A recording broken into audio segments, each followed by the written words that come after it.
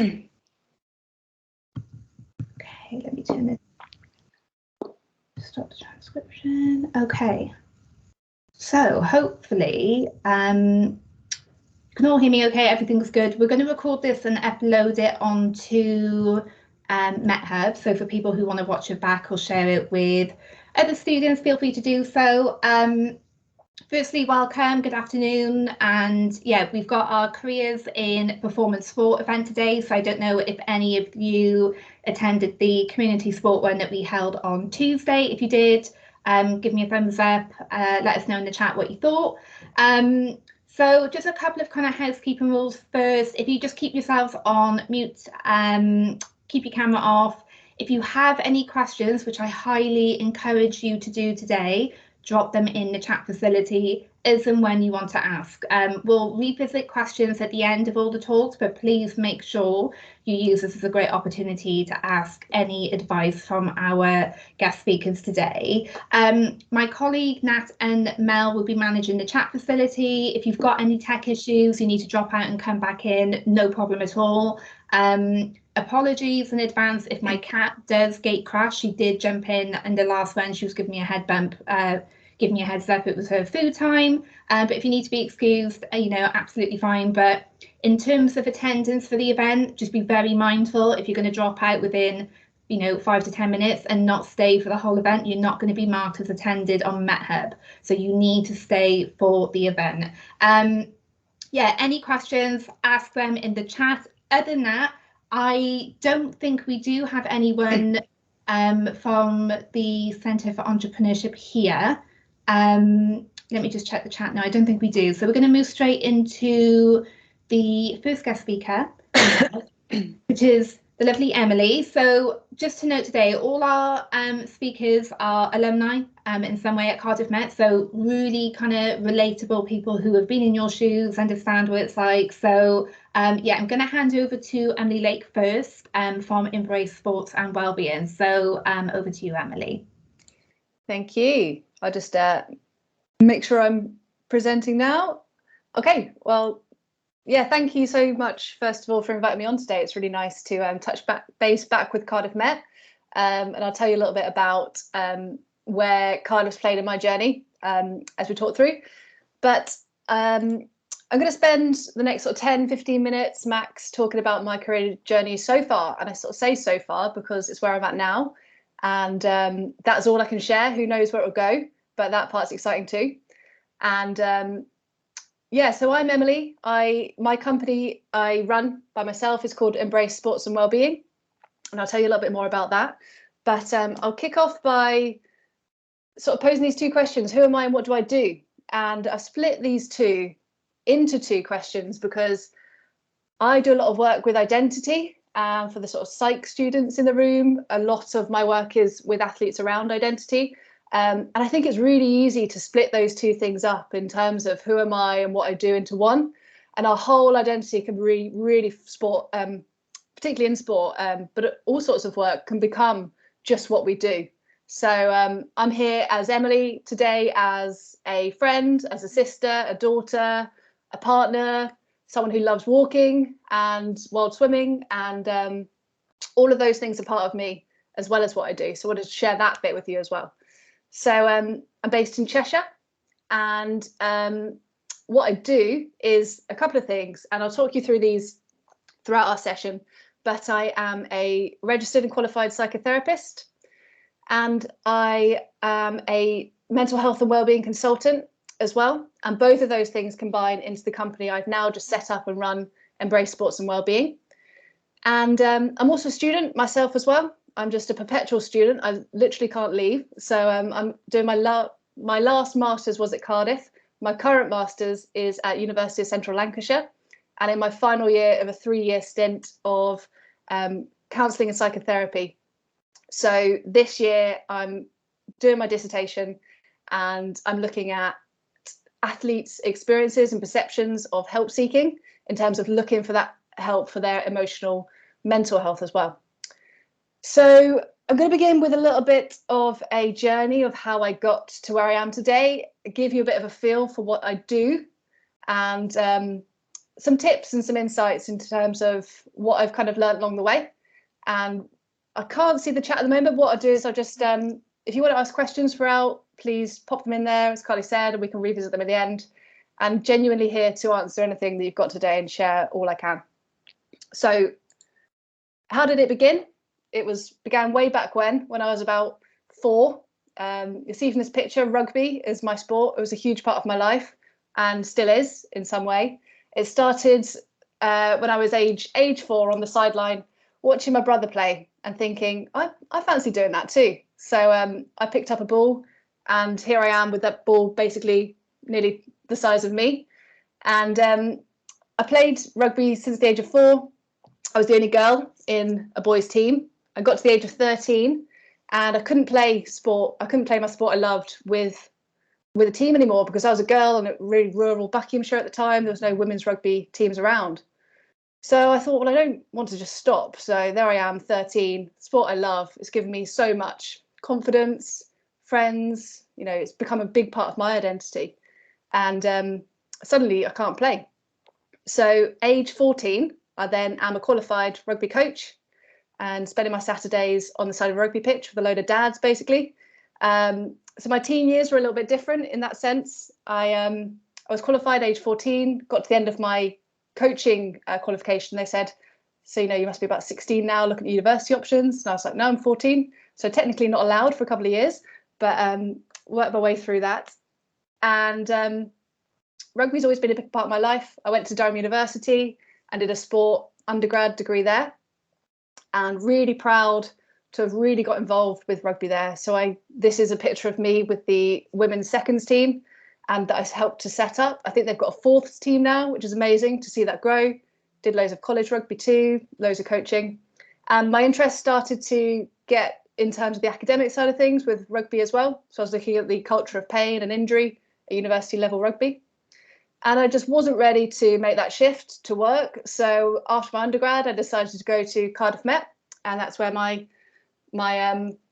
journey began with Cardiff, really. And I did a applied sports psychology master's. So it was a 2-year, 1-year taught, and then the second year for the thesis. And this was a difficult shift for me in terms of all of my friends had started to work in London, essentially, and sort of gone down that grad job route. And this is where I kind of took my own path. And I think there's a lot around sort of trusting your gut and seeing what's right for you rather than maybe what everyone else is doing. So that's definitely one sort of insight I'd provide of, it can be really tempting to feel that pressure of just getting into work, but sort of follow what feels right for you. So I did that, and I did my master's over at Cardiff, and my research looked at career-ending injuries in professional rugby players. So those who are on their way up, Premiership level, international level, or on their way there, and then 1 second in one game, it all comes crashing down. So understanding what that experience was like for them. And that really set me on a path. I was ready to work then, so I went to work for England Rugby, an internship. This was actually in events, so just putting on rugby matches, which I knew I didn't want to do forever, but it was for me a way in to professional sport. I'd seen that I was really interested in athlete welfare at this time and that side of sport, and I just wanted to get a feel for being involved in a professional sport environment. So again, take those opportunities of, even if it's not the end goal of where you want to get to, or you're not quite sure what it is, just take that. And it was a way in for me. So I had some great experiences putting on rugby matches for a little while. That turned into a full-time job in the sports science and medicine department. I did loads on concussion, nutrition, so ordering Bilton for England rugby team, really cool experiences. But again, a sort of shift away from what I was really interested in, which was the athlete welfare. So I took every opportunity I could along the way. And this is me here at a conference where I was presenting my master's research at just an open university conference, and I won the poster competition, and the company sponsoring that competition was the company I then went on to work for. So I had no idea who they were. They're a company called Switch the Play, now a charity.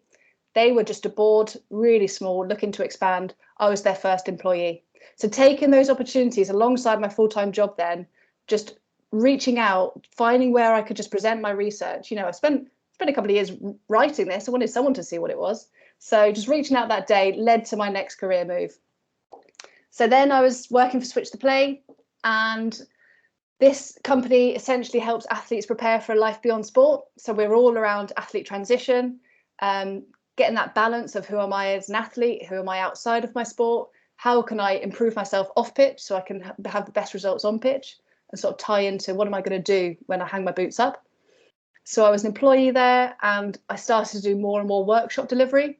Had some incredible opportunities going into Premier League academies, which I still do now, working with Premiership rugby players, international athletes at university, and doing workshops around emotional resilience, self-awareness, self-branding, all of these different areas.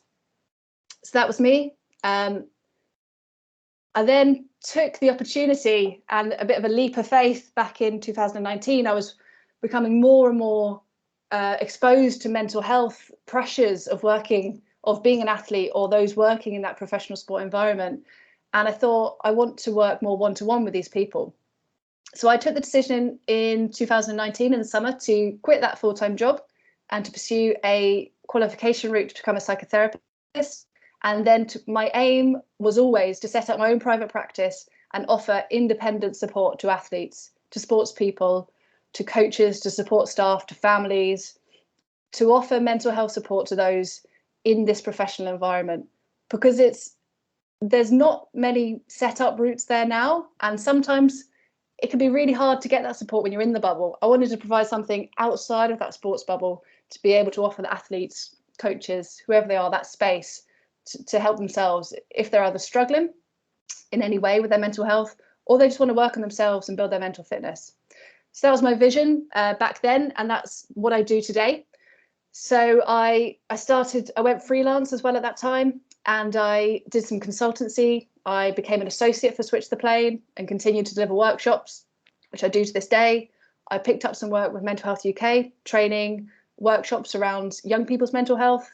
I found a company on Twitter, which I thought looked amazing, called Mind Over Mountains, offering outdoor therapeutic experiences. I'm now part of that team as well. So just constantly reaching out and seeing what interests me, and I've built up a business around it.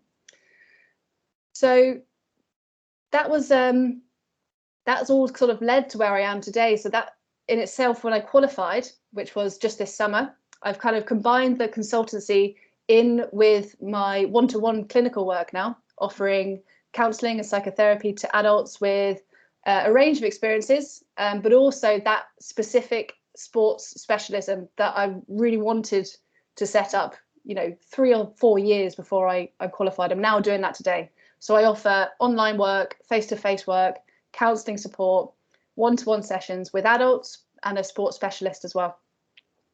And what my week involves, just to give you a feel for it, I have one-to-one clients I work with. I have my consultancy work, which looks like collaborating with those organisations. I've also taken on my own clients now in terms of corporates, different corporate businesses who want some wellbeing workshops. I've also doing some fantastic work and really interesting work with the police. My work looks like study time for me in the week as well, which you can all relate to, I'm sure, takes up a lot. The day-to-day running of a business as a sole trader is something I'm really happy to talk about, my experience, if anyone's got any questions, because there's marketing, there's finance, there's time management, and it's a roller coaster, and I'm only at the beginning of it, so really happy to share a bit of that. CPD as well is a big part of my week. When you work by yourself, it's really important to keep connected, keep learning, so that you're not sort of feeling quite isolated, because it can be quite isolating at times.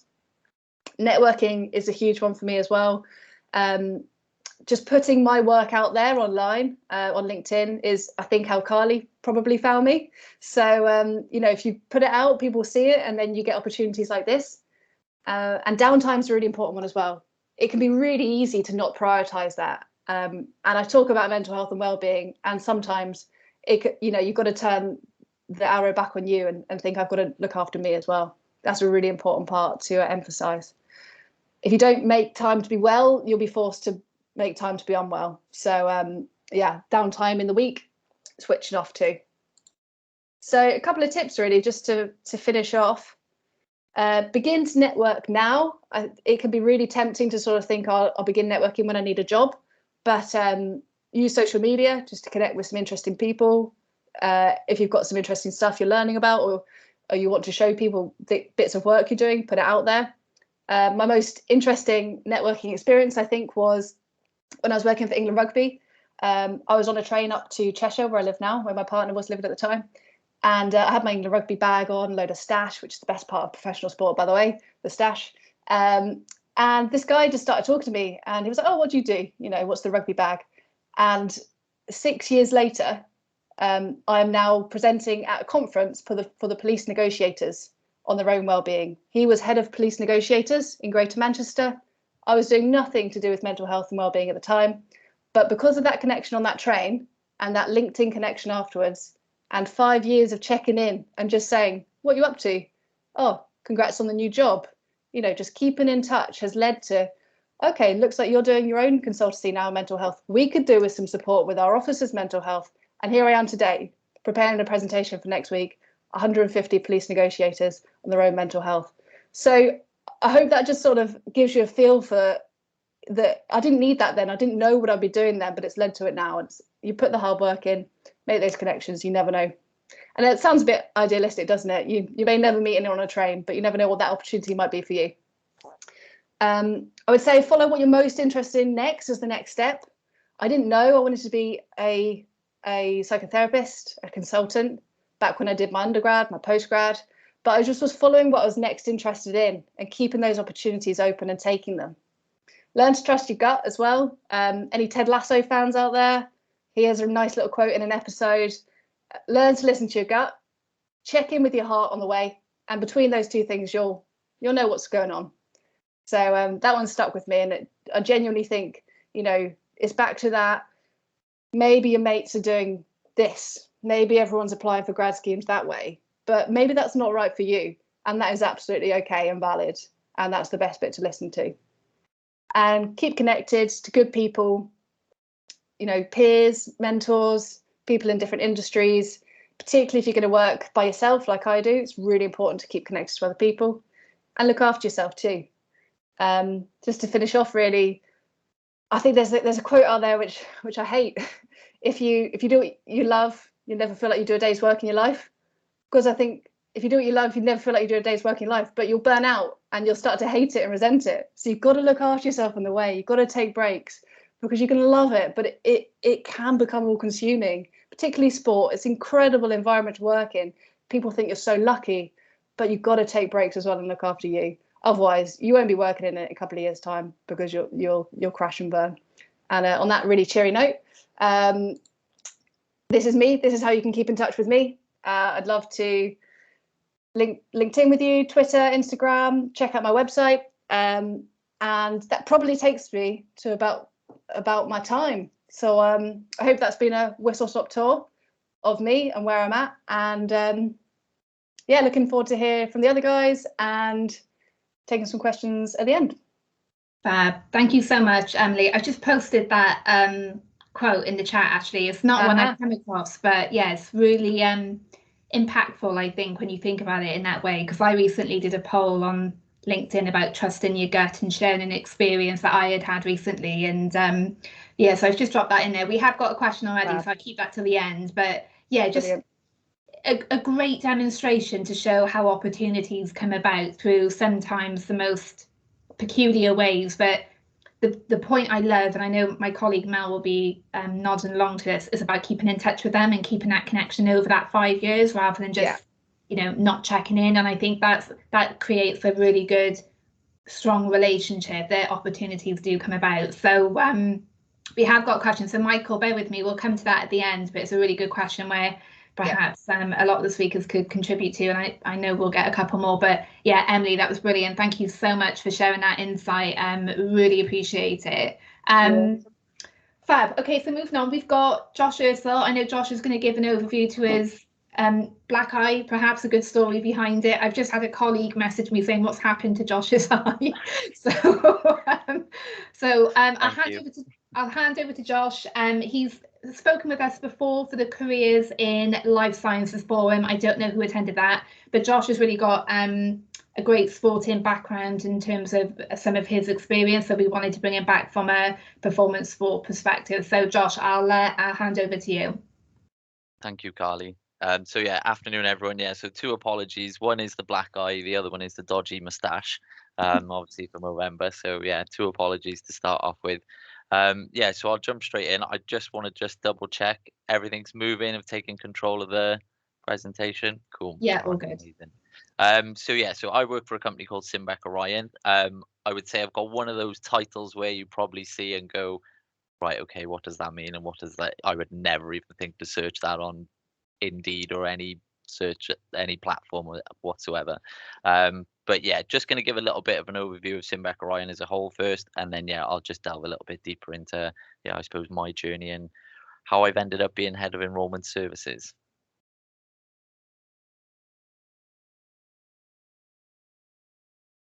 Bear with me. Right, there we go. So yeah, so Simbec Orion is a clinical research organization. Simple way to put it is that pharmaceutical companies talk about distracting me with in the chat. I knew I shouldn't have popped it up. Yeah, I got hit with a hockey puck. There we go. Thanks, Carly. I knew the students would want an answer to it, so I was just dropping in to let them know. Brilliant, thank you. Throw me off. So yeah, so we partner with the pharmaceutical companies. Obviously, they would develop a new drug, and then we help them obviously go through the testing. In terms of Simbec itself, we are split into two entities. In terms of the company itself, we've got our clinical pharmacology unit where I am based, and then we've got our clinical development side of the business. So yeah, you can see it there is that it's a case of there's a lot of phases going through clinical research. Clinical pharmacology is early phase, so what we're looking at is healthy volunteers as such, and just checking that a drug is safe and is tolerable by the human body. Then when you go through phase 1, you go through to the later phases 2, 3, and 4, and that's when you're looking at then a drug in patients, and that's our clinical development side of the business. And yeah, it's the overall process is around about 10 to 15 years for the average drug or new, what we call a new chemical entity or a new product. And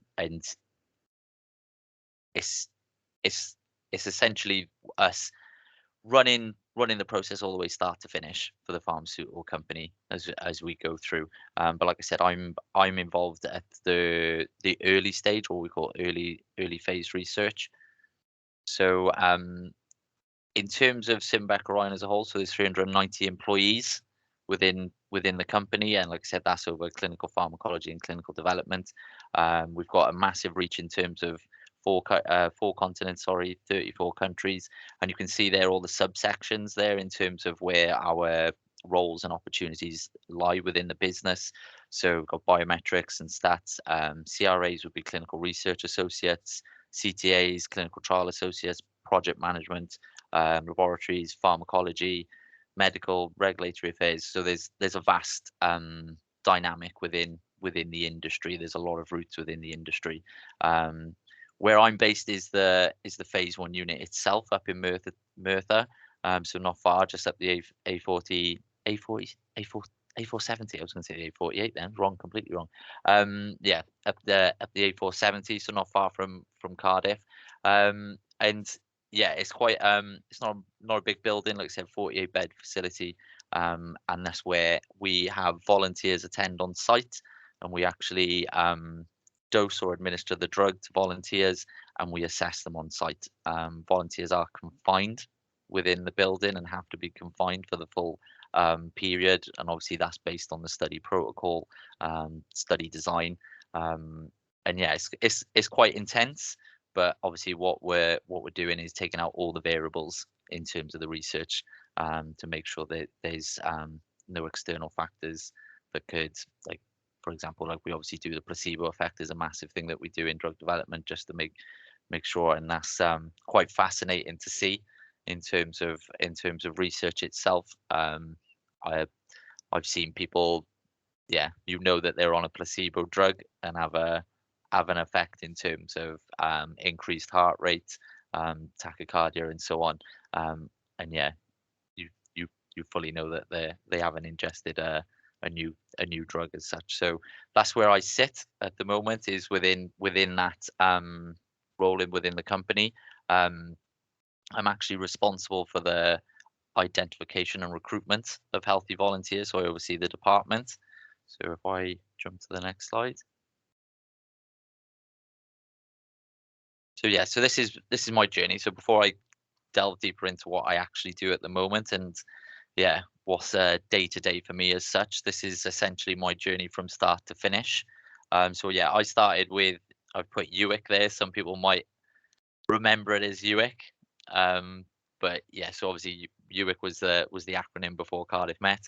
But yeah, so sports biomedicine and nutrition. So my undergrad was actually a health science degree. Very much finished my degree and was probably different to a lot of people, I would say. Completely didn't know what I wanted to do. I had this perception, oh yeah, want to work in sport, but was completely unaware. And that's me being very honest with the room, of didn't have a clue. That was the reason then I jumped into the masters. Yeah, was for me was right. I wanted to go down the sport route. Did the masters in sport and exercise science. Alongside that, did the sports science internship at Cardiff City Football Academy. Again, was very motivated to stay within sport. But I think a reality for me from being an intern at Cardiff City Football Club was how competitive the sport industry is, and the how little opportunities for me at that time there was, and the amount of people that are obviously applying for these positions. And there was like the sports, a lot of the internships are unpaid, and that was a big thing for me. Was I wanted to earn, but I also wanted to stay in sport. And it was, for me, it was a bit of a decision to, right, okay, do I stick with this route, and started looking at other options. I was lucky to get just a temporary position as a sports scientist. I'll use that term lightly with that role. I would say I'm probably over glorifying it a little bit with that term. So it was actually like a promotional role. So it was working alongside Lucozade. Some people might remember it. There was a big campaign at one time with Lucozade where Gareth Bale was the face of Lucozade. This was a long time ago, obviously 7 years ago, 8 years ago, and it was working alongside that campaign. So it was a temporary position, but again, did learn a lot from it in terms of just dealing with the general public. I was basically a voice of knowledge, let's say, at events if anybody wanted any science behind the products and the purpose. But they were very low key events, type of things. But yeah, it still gave me an opportunity. It was something that I could put my education to use, and I think that was the main thing for me, and the main driver was looking at, I didn't want to have done 5 years of university and 5 years of study to go, right, I'm not going to do anything related at all, type of thing. That was my key thing, and that's what I held on to going through my whole journey as such. I then went in to be an exercise physiologist, and that was another great insight. So that actually started off again as a temporary position. So like I said, with it being very competitive, it was just taking those opportunities when they come. I know Emily said the same thing, and it was about just taking those opportunities when they arose. The best thing about that was I actually got to work in Google, one of their head offices in London, which was an amazing insight of, I would say, the benchmark of offices and companies in terms of what they offer and what they give you. Absolutely everything is free. So when you're on site, gym, food, it was just completely another level. So I would say Google's your benchmark if you're in terms of aspirations of a company. And yeah, but I think I suppose I'll be very careful with this. I think there was a ulterior motive of, they never wanted you to leave the office, basically, because everything was there. And what I mean, everything, like I said, and yeah, canteen was one of the best things I've ever seen. 3-course meals and every station around the office was incredible. So that was a temporary position. Exercise physiologist, again with the title there, obviously very inviting title. I was heavily involved in health screening, so it was based in private healthcare. It led to a permanent position, doing corporate medicals and based in private healthcare. Did then go into stress exercise testing within that role, and VO2 max testing, and but mainly from a health perspective, not from a sports perspective. Next step then was into Simbec, and for me it was probably a bit of a personal jump. The reason to probably go from exercise physiologist to research physiologist was based in London with the exercise physiologist, and it was tough in terms of financially, being based in London within that role. So that was probably one of the main drivers for me to leave that role. There was also room for progression for me wasn't there, and I think that was again a big driver for me to keep on improving within my career. Was I always wanted to see that next step above for myself and where I could go, and I didn't see that within that company itself as a private healthcare company. So yeah, the next one for me was a bit of a sidestep in terms of, but I think it's the perfect example of, right, okay, where else could I use my knowledge and my understanding, and how could I apply it to something completely different? Obviously, there's the physiologist term there again with research physiologist, but it was based directly again in the clinical pharmacology unit, and research physiologists within Simbec are heavily involved in testing and interpretation in terms of monitoring volunteers after they've been administered with a drug. So again, ECG, blood pressure, various other tests as well that we've done in terms of EEGs, monitoring brain activity, spirometry, body fat percentage, any, body composition, anything of that nature can arise within clinical research. And I think that's probably what isn't known, and that's where you're able to apply this knowledge into a completely different environment, which you wouldn't, for me, if I take it back a couple of years when I was finishing, either my undergrad or my master's. Clinical research was not even a thought process, wasn't even something on my radar at all. It was only when I got to a certain point and I started to look further afield that I can actually start applying my undergrad, my master's, and the principles that you learn within physiology, nutrition, biomedicine, science in general, that you can start applying it in just much further afield. And then it was just started to accelerate from there then. And that was what was good with Simbec, that I could see the progression that I wanted, that I always knew, not necessarily knew where I was going, but I just wanted to just keep on moving forward and keep moving up the career ladder. So the interim manager was a very off the cuff conversation with a medical director on a Saturday morning with doing overtime in the clinic, and just put myself forward and managed to jump into enrollment services, which, like I said, is the department is responsible for the recruitment and identification for volunteers within clinical trials. But obviously, we're still heavily involved in protocol review, study design, how recruitment can affect the overall running of a study, looking at the right volunteers to recruit into a clinical trial. And that's where I suppose the last 4 positions, that's where I've been. They've all come within enrollment services. Jumped into deputy head. Again, the position opened up and just put myself forward. Recruitment manager, and then where I am today. And I suppose for me, day to day can just vary massively in terms of, like I said, at one point I could be reviewing a protocol, I could be reviewing a consent form, looking at study design, looking at inclusion exclusion criteria.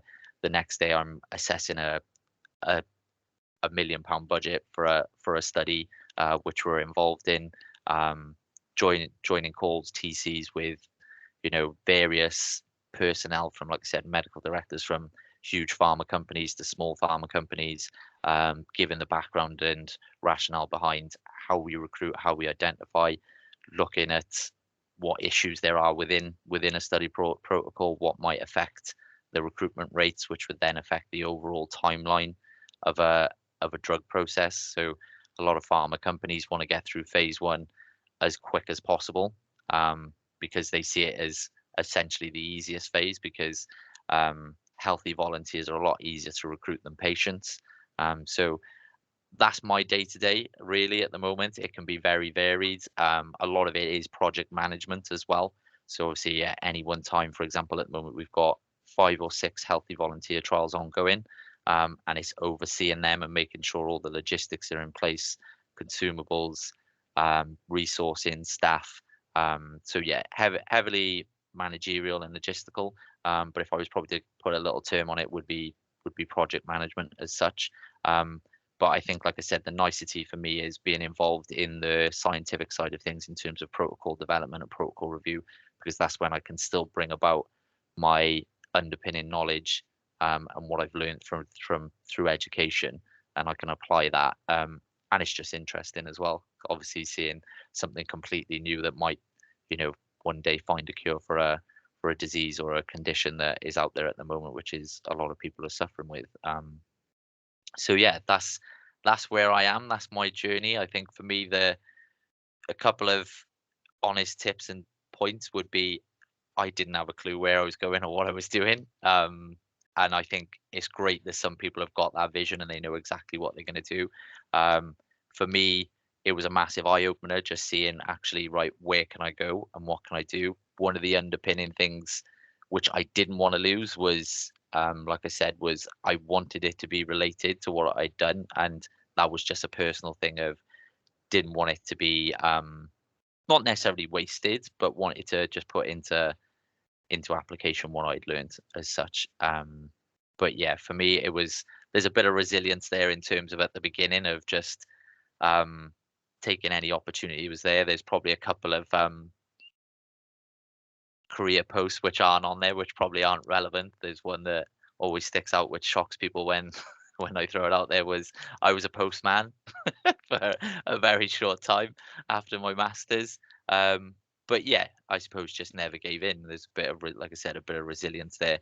And then yeah, through that then just came a bit of maturity and education of, right, there's other opportunities out there where you can still feed what you've learned and put it into practice as such. So yeah, that's my journey, and I hope it resonates with some people, because I think a lot of people come on and see that, right, there's a lot of people focused. I was always going to do this. I knew exactly where I was going. I've been driven all along. For me, it wasn't. It was the complete opposite. And it's not until, like I said, I got into Simbec and then started to I just knew I wanted to keep progressing. Just wanted to put into practice my undergrad and my master's. And yeah, it did take me a while to find, I suppose, not so much my calling, because that's very cheesy, but yeah, for me, another defining thing with Simbec is that we indirectly help people along the way, with clinical research, and yeah, so that's where I am. And then just one last one. Obviously, thank you everyone for listening. Like I said, I hope it resonates with some people. Feel free to reach out to me on LinkedIn. Any other further questions or queries, which if people don't want to put in the chat, I'm happy to, obviously connect on LinkedIn. There's obviously our Simbec Orion website, which you can just obviously get a further insight into the clinical pharmacology side or early clinical research and the clinical development. Or if you want to know any more about like the volunteer and the participation process, we've got a separate website for that, just to give a greater insight to what goes on there.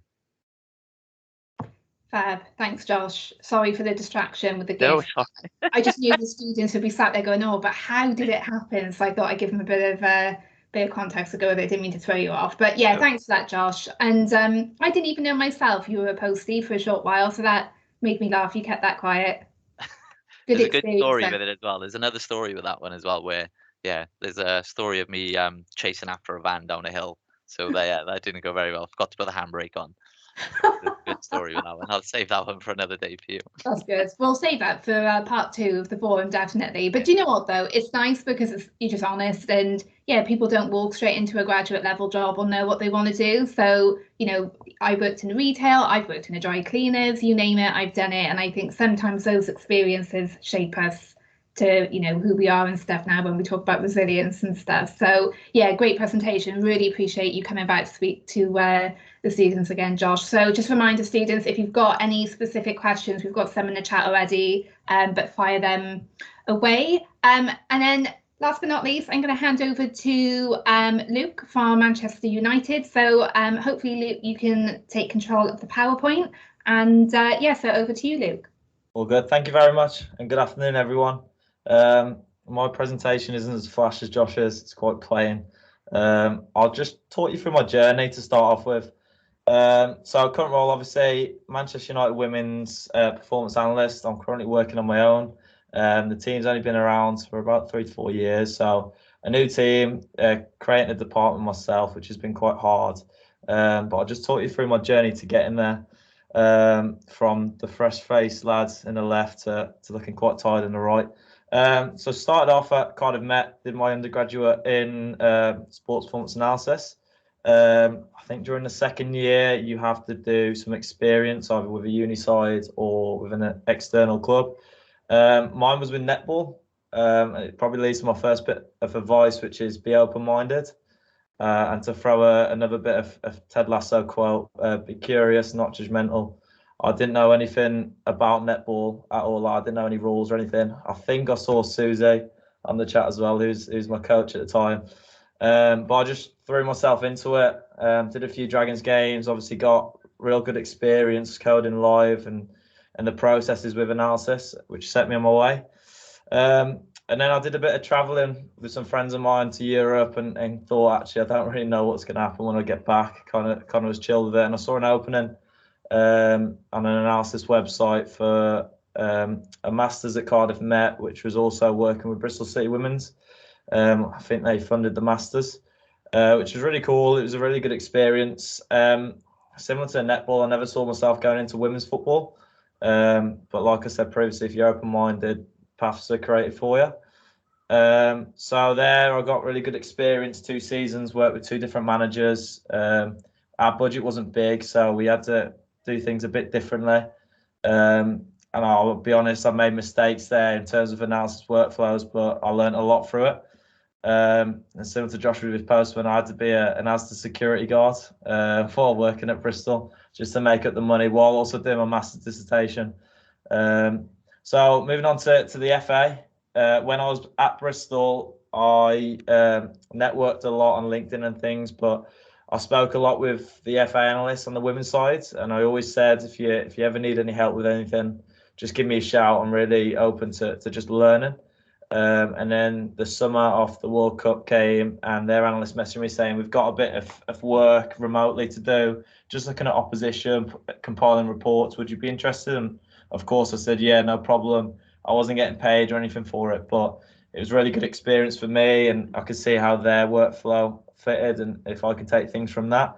So anyway, that went well, and through that, I got my name out there, and one of the analysts there said, Manchester United have just started a women's team. This was their second season.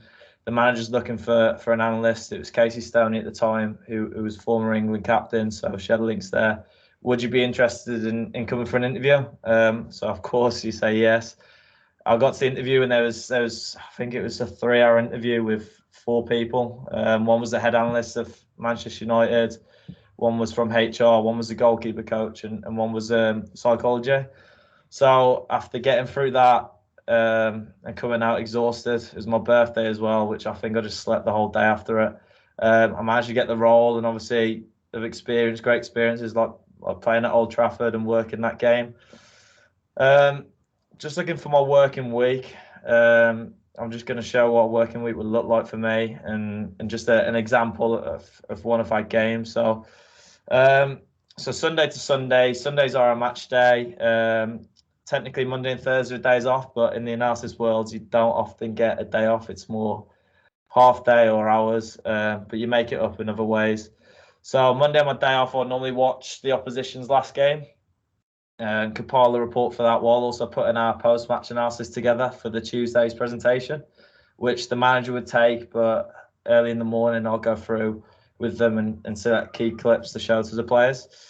On Wednesday we would do pre-match, so it would either be out or in, depending on what the manager would want to work on that day, and we'd show short and concise clips. Thursday, day off, that's when I'll tend to try and get a bit of rest and go for walks and things like that, clear my head. Fridays pre-match again, but it'll be flipped. So whatever we worked on on the Wednesday. If it was out, we'd work on the in on the Friday.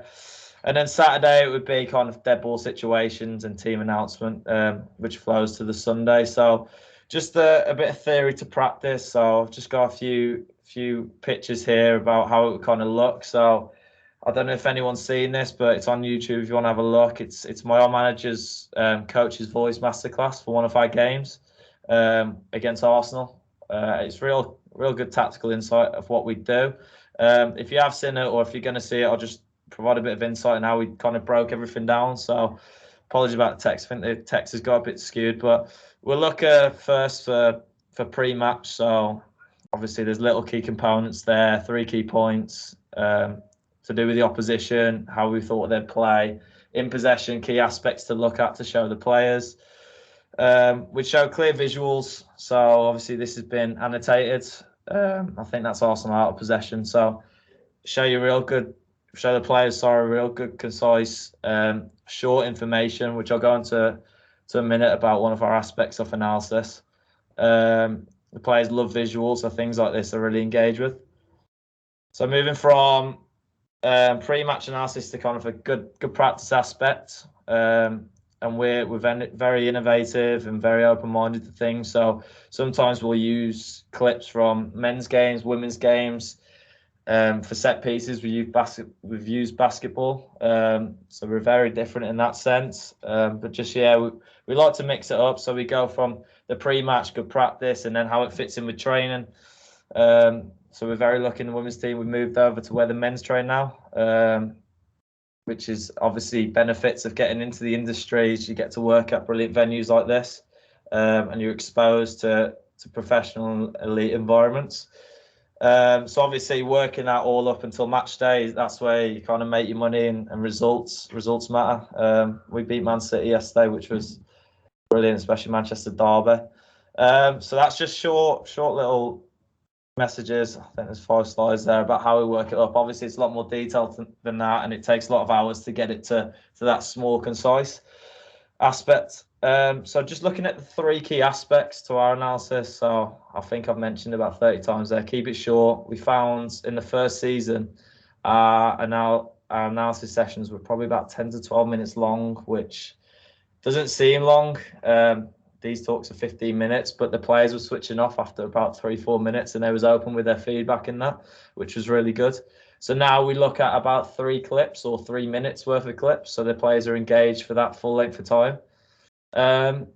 Relevant, so obviously you want everything relevant, but we look to match the pre-match clips with the training, what we do in the training day. So everything had the link. We felt it was really important that the players saw key messages throughout, so it was easy to remember. And then third and final point to our analysis is innovative. We've brought in drones, so I'm technically a pilot, which is a line I use on nights out. We have the men's team have a big screen that they use to provide it to the players. We've got golf buggies with screens on the back. We use loads of different methods to try and get the message to the players correctly. And just breaking into an elite analyst role, which is what I'm going to finish on. The current situation or the current state of analysis is obviously, like most aspects of sport, it's competitive. I've noticed when I went to university at Cardiff Met, I think Cardiff Met was the only undergrad degree in performance analysis, and now I'm seeing loads popping about all over the country.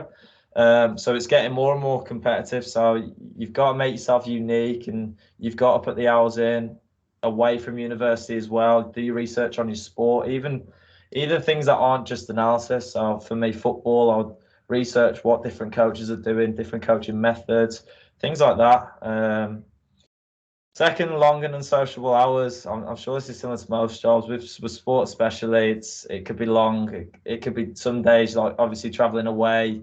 You travel on the Saturday for us, and we get back sometimes Sunday, 12 at night, maybe 2 a.m. the next morning. So you've got to be prepared for that, and that's just me being honest. But it brings me on to my third point, which is it can be hugely rewarding. Like I said, we've got to play at Old Trafford. I've also helped the men's team quite a few times, including European games.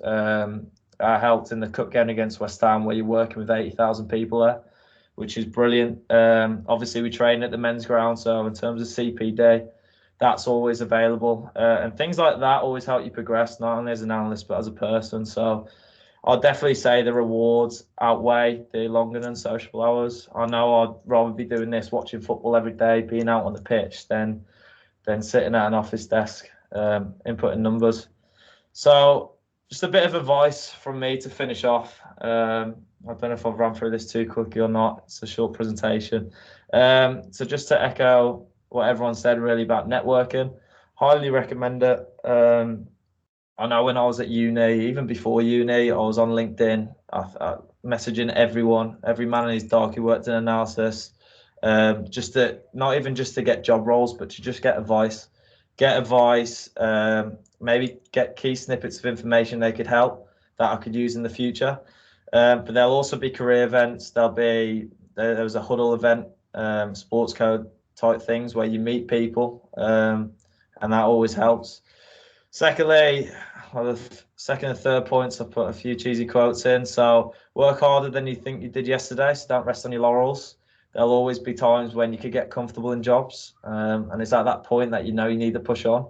So for me, I'll be working long hours, and sometimes I think, right, we're good now, and it flatlines, and I know I need to go message someone on LinkedIn to try and find out how they do analysis, or speak to my manager to do a bit of CPD or things like that. And then the final is another quote. So there's no elevator to success. You have to take the stairs. It will be hard. There'll be times like with me at Bristol working as the security guards doing my dissertation.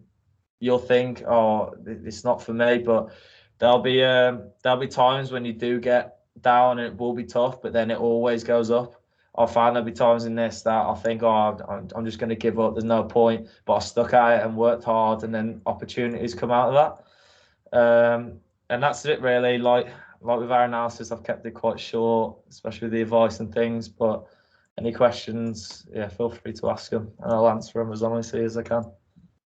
Thank you so much, Luke. It was really informative, and we haven't had a guest speaker working in your field for a while, so I know it'll definitely be of use for the students. I'm just gonna, I know we've had a question in the chat. I'm just gonna give the students a couple of minutes to draft some questions in the chat. If not, I do have a couple. I don't know if my colleague Nat and Mel will either. But Emily, so Michael asked the question, I think when you were speaking about networking, he's posed the question, what is the best way to network? So I guess a lot of you could probably respond to this one, but yeah, any advice on networking would be really useful. Yeah, I think networking for me is just being really open, like constantly to every, it's not about always being on in work mode, but you never know where you might meet people, like with my example on a train. If you're just open to opportunities and experiences with that curiosity that we were talking a little bit about. And I would say the online has really helped me in my career, sort of just creating that LinkedIn profile and using it to just connect with people that I think, oh, that looks interesting. I'll just, if you drop them a message, they'll often literally be really helpful. And, it's not about asking for a job. It's just about saying, hi, I'm really interested in what you do. And can you just give me a bit of an insight? And I've just had people, give me their phone number straight away and say, yeah, happy to have a chat. And it's amazing what people will do. If you just ask, really. So I'd say use online, use everyday opportunities, follow your interests, and you never know who you're going to meet there. And people love people and like personable characteristics. So if you're interested in them as a person as well as their role, use their name, get to know their kid's name, their wife's name. People really love that personal element. So if you can remember, sometimes I use my phone quite a lot. Like I'll jot down someone's number, but I'll also try and remember a couple of things they said.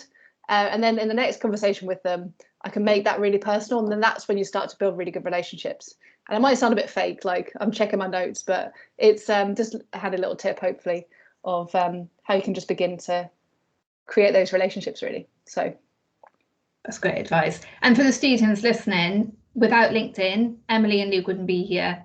today. You know, that is how crazy that this platform connects people together. And you know, I know Josh, from like a friend perspective, so poor Josh, he's always being called upon and what have you, but he's obviously got a great, really relatable background. But actually LinkedIn is such a great opportunity for you to network with people in industry and to ask the questions, like Emily was saying, with lockdown and people being made redundant, you've got this open to work feature. People want to help people. And yeah, if you're not on LinkedIn and you're on the call now, even if you do one thing today, just set up a profile and get yourself networking and connecting with people and just doing that research and you know, finding out more about that area of interest, like Emily just said.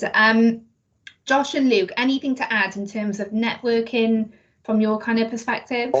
I'll just say, don't just stick to your little circle. So I don't just look at football analysts. I look at analysts from all sorts of sports, but I've connected with football coaches and I've connected with people that work at Google, because each different person can provide insight into things that you don't think is relevant, but actually is very relevant. So that would be my bit of advice. Just link with as many people as you can. I think I would just reiterate what Emily said. It's that curiosity piece. I've just put a little video there, which yeah, it's something that I've probably only done effectively in the last couple of years or so, just within the industry, and that's just being involved from like a business development point of view. It's just another thing that being a head of a department, that's what I've been pulled into, is those elements, and just just that curiosity of, or actually that could be a good person to speak to reach out to. I think that's where is not be narrow minded with it as such. But yeah, I've just posted a good little video there, which Adam Grant is really easy to listen to, gives some great advice and real down to earth advice, and it's a great one. It's called Networking for People Who Hate Networking, so it's a really good thanks for that, Josh. Luke, there's a question for you. What's your next step up or target in your career? Oh, that's a good question. I think immediately I'd like to help the club get Champions League, be a part of that process, and then after that I am open-minded to anything, see where it takes me. Obviously, a lot of people ask me, is men's football the next step? Is that where you see yourself going with the men's side? And I'm open to that. I wouldn't say I'm definitely going that route. I'm enjoying women's football at the moment, and women's football is progressing. But if an opportunity came up with the men's side at Manchester United, it'd be hard to turn down. And then after that, it's just see where it goes. You keep working hard, like I said, and opportunities arise. So, yeah. Lovely, thank you. Now, I know you're on the screen. Have you got any questions or anything that's come through? Yeah, I mean, just one that I think will be useful for everyone, really. So if any of you've got any tips for balancing extra learning or experience whilst you're still working or studying, because I know a lot of you mentioned that, you know, you've done, like Emily, you said you can't stop learning and doing things like that. So if anyone's got any advice for that, because obviously, like you've all sort of mentioned, it's good to be passionate, but to also have a bit of a work-life balance as well.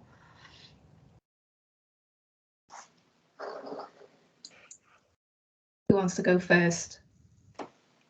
Go on, Emily. Yeah, I'm happy to. I'm just thinking about that because I was thinking about like learning, what that means, because there's so many different ways that we can learn. And what sprang to mind when you asked that, Natalie, was when I was working at the RFU for England Rugby.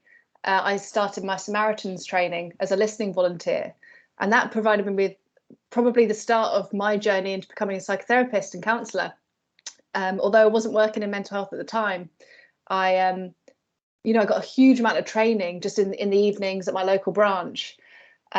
First experience kind of outside of sport as well, which was really nice because my whole life really had been sort of sport focused, and just to connect with that local community, get some training in real basic active listening skills was the start of me sort of working towards that next step. So I'd say that learning doesn't always have to be formal. It doesn't have to be a qualification.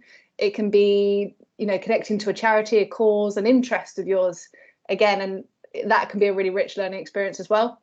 But on that point of balance, that is really key, because although that gave me so much, it also, took a lot from me as well in terms of time and effort, and, you're talking to people on a suicide helpline at the end of the day. So, that's not light work to be doing till 2 a.m. You've got to go into the office the next day.